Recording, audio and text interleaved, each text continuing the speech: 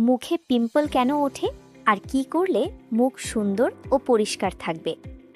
আসসালামু আলাইকুম, সবাইকে শুভেচ্ছা। আজ আমি খুবই গুরুত্বপূর্ণ একটা বিষয় নিয়ে কথা বলতে চাই।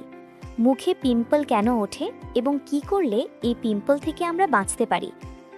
বর্তমান সময়ে ছোট বড় ছেলে মেয়ে প্রায় সবাই এই সমস্যায় ভুগছে। অনেকে মনে করে পিম্পল শুধু বাইরের একটা সমস্যা, কিন্তু আসলে এটা আমাদের দৈনন্দিন অভ্যাস, খাবার, পরিচ্ছন্নতা আর জীবনযাপনের সঙ্গে সরাসরি জড়িত। মুখে পিম্পল আসলে কিভাবে হয়? আমাদের মুখের ত্বকে স্বাভাবিকভাবেই কিছু তেল তৈরি হয়। এই তেল ত্বককে নরম ও সুরক্ষিত রাখে, কিন্তু যখন এই তেল অতিরিক্ত হয়ে যায় তখন তেলের সাথে ধুলা, ময়লা, ঘাম আর জীবাণু মিশে ত্বকের পোর বন্ধ করে দেয়।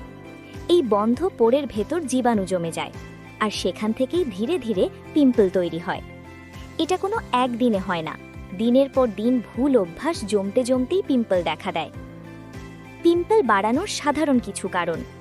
প্রথমত, অপরিষ্কার হাত দিয়ে মুখে বারবার হাত দেওয়া। আমাদের হাত সবসময় পরিষ্কার থাকে না, সেই হাত দিয়ে মুখে স্পর্শ করলে জীবাণু সরাসরি ত্বকে চলে আসে। দ্বিতীয়ত, অতিরিক্ত তেল, ঝাল ও ফাস্ট ফুড খাওয়া। এই খাবারগুলো শরীরের ভেতরে তাপ বাড়ায় আর তার প্রভাব সরাসরি ত্বকে পড়ে। তৃতীয়ত, ঘুম কম হওয়া ও মানসিক চাপ। ঘুম ঠিক না হলে শরীর নিজেকে ঠিকমতো ঠিক করতে পারে না, ফলে ত্বকও দুর্বল হয়ে পড়ে। চতুর্থত, মুখ পরিষ্কার না রাখা। দিনভর ধুলা, ঘাম জমে থাকলে পোর বন্ধ হওয়াটা খুব স্বাভাবিক। যে কাজগুলো আমরা না বুঝে করে পিম্পল বাড়াই। অনেকে পিম্পল হলে খোঁচাতে শুরু করি, ফাটিয়ে ফেলি, আয়নার সামনে বারবার চাপ দিই। এগুলো করলে কিন্তু পিম্পল কমে না, বরং দাগ পড়ে যায়, ইনফেকশন ছড়ায়, সমস্যা আরও বেড়ে যায়। এটা মনে রাখতে হবে, পিম্পল জোর করে ঠিক করা যায় না, যত্ন দিয়েই ঠিক করতে হয়। পিম্পল কমানোর জন্য সহজ কিন্তু কার্যকর যত্ন। প্রথমত, দিনে 2 বার হালকা ফেস ওয়াশ বা পরিষ্কার পানি দিয়ে মুখ ধোবেন, এর বেশি না, কমও না। দ্বিতীয়ত, পরিষ্কার তোয়ালে ও বালিশের কভার ব্যবহার করবেন, এখানেও অনেক জীবাণু জমে থাকে। তৃতীয়ত, অযথা মুখে হাত দেওয়া বন্ধ করবেন। চতুর্থত, প্রচুর পানি পান করবেন। পানি শরীরের ভেতরের ময়লা বের করে দেয়, ত্বক ভেতর থেকে পরিষ্কার থাকে। খাবারের দিকে একটু খেয়াল রাখলেই অনেক উপকার।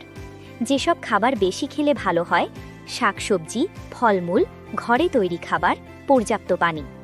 যেগুলো কম খাওয়াই ভালো: অতিরিক্ত তেল, ঝাল, ফাস্ট ফুড, সফট ড্রিঙ্ক। মনে রাখবেন, আপনি যা খান আপনার ত্বক সেটার প্রতিফলন দেখায়। পিম্পল কোনো লজ্জার বিষয় না, এটা একটা সাধারণ সমস্যা, কিন্তু অবহেলা করলে এটা বড় সমস্যায় পরিণত হয়। নিজের শরীরকে সময় দিন, নিজের ত্বকের যত্ন নিন, আর নিয়ম মেনে চললে ধীরে ধীরে ইনশাআল্লাহ মুখ পরিষ্কার ও সুন্দর হবে।